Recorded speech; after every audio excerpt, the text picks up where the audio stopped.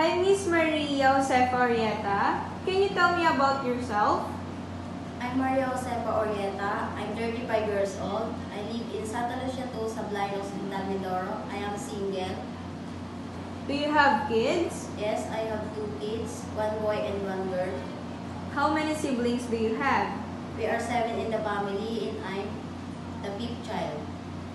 Tell me about your educational background. I'm college graduate at Bachelor of Science in Information Technology.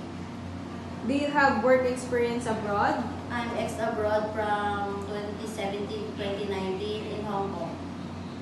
How would you describe yourself? I'm kind, trustworthy, loving, and flexible at work. Do you have any tattoo? I don't have tattoo. Did you undergo to any kind of surgery? No. Why do you want to work abroad? I want to earn money for my kids' future. Are you scared of dogs and cats? No. Can you give us your idea on how would you handle a naughty child or children with tantrums?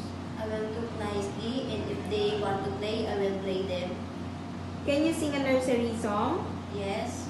Johnny, Johnny, yes, Papa. Eating sugar, no, Papa. Telling lies, no, Papa. Open your mouth, ha, ha, ha. What is your message to your future employer? If you hired me, I do my work. I am kind, trustworthy, and honest. And I will finish my contract. Thank you.